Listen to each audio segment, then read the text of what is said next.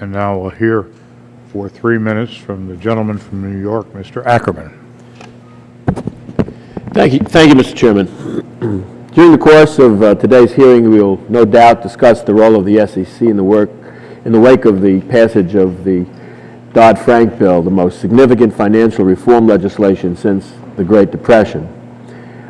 As Chairman Schapiro noted in her written testimony this morning, once President Obama signs the bill into law tomorrow, the SEC will become responsible for promulgating an enormous number of new rules, creating 5 new offices, and undertaking several studies, most of which must be completed within the next year or two.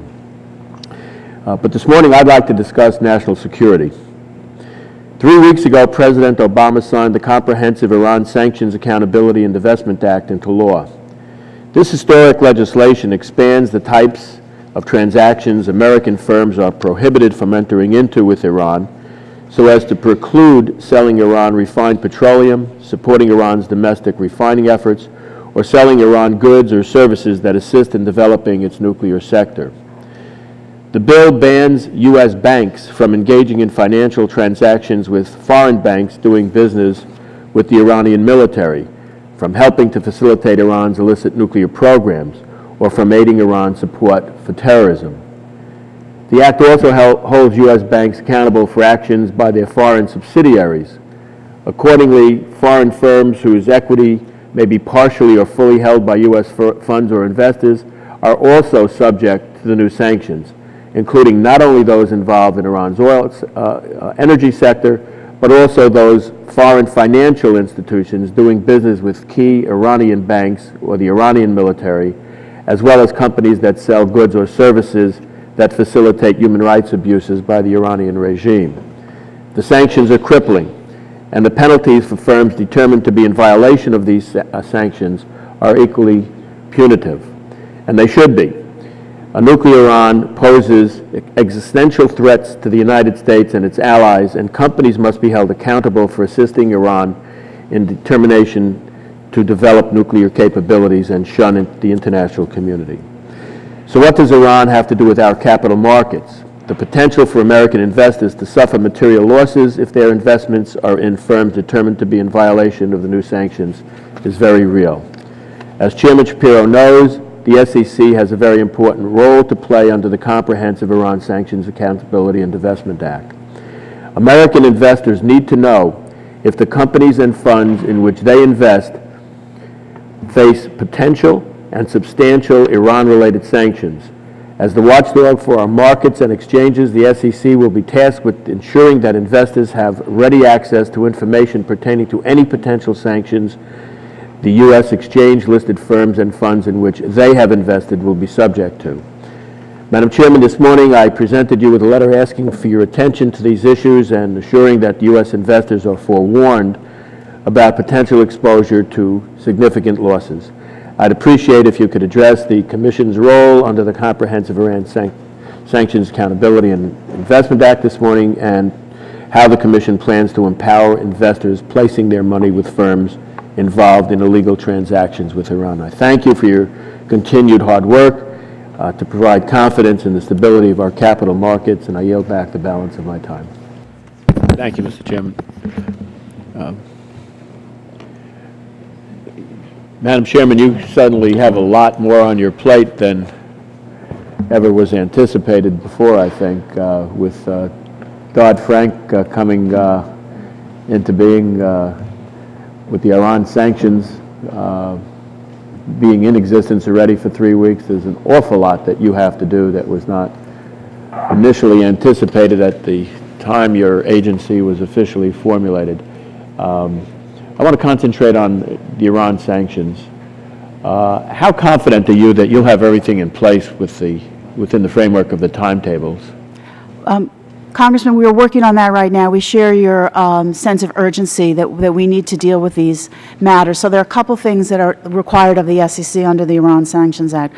One is that, like the Sudan divestiture provisions that were done several years ago, we need to write rules that make it clear that an investment company cannot be sued for divesting itself of the stocks of companies that deal in Iran. And those rules are being written and I think are nearly completed, and we need to publish those and move forward. And there's some disclosure also associated with mutual funds and investment companies.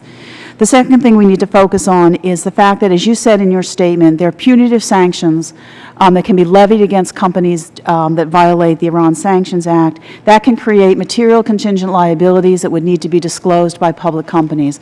So we need to work on how we will do our disclosure review process in that regard, and how we will communicate with public companies about their obligations in that regard. And I would say, finally, I think we could do something to help educate investors about the potential here for a company to be sanctioned under this law and face very severe sanctions, and what that might mean for investments. And so we will work on some kind of investor alert. You suddenly wind up in the national security business besides the investor protection business. And indeed, every investor now, every American investor, finds her or himself in the national security business also, and has a right to be informed, first because of their probable individual determination to protect this country, and not wanting to invest in a company that invests in a country or its economy that's determined to do damage, material damage to the United States, but also to protect their investment from becoming sanctioned, because the company is sanctioned and they're not losing money. If a company, under the rules that you will be promulgating, if a company is engaged in an activity that could potentially lead to sanctions, that indeed could put a potential investor's money at risk in that company. If the company is engaging in potentially, that's risky business. Is that considered, in your view, material information that has to be disclosed to investors or potential investors? I think our general approach would be that where there is a real chance for a company to be sanctioned under this act, and it could create a material contingent liability for that company, that is information that would have to be disclosed. And we're working through these issues and what kind of guidance we can give specifically on them right now. Let me cite a specific example. I'm sure we're not up to this yet, but it is specific. A company such as Honeywell, the Honeywell Corporation, they do substantial business with the United States government. And all companies doing business with the United States government that has contracts with the government are prohibited from doing business with Iran under the Act, which puts Honeywell in that category, because they maintain a subsidiary that conducts prohibited business with Iran. Should Honeywell be required to disclose to its investors and potential investors its business that it does through its subsidiary with Iran, and the potential risk that it faces from the loss of their government contracts? And should they be required in their advising potential investors and current investors that portion of their business and profits are at risk, and express that as a percentage of their profits? I guess I'd be a little uncomfortable giving any kind of a definitive answer and interpreting the law vis-a-vis those facts and circumstances, but I will tell you that we have experience through our Office of Global Security Risk of looking at these kinds of issues in the context of the state sponsors of terrorism, for whom we also require certain levels of disclosure. And I would say that under that kind of an analysis, where there is a subsidiary relationship that pushes us towards a view that there's a material, maybe a material relationship that would have to be disclosed. But I guess I'd like to think about it more carefully before I opine on that particular set of facts. Thank you, Madam Chairman. Thank you, Mr. Chairman. Thank you.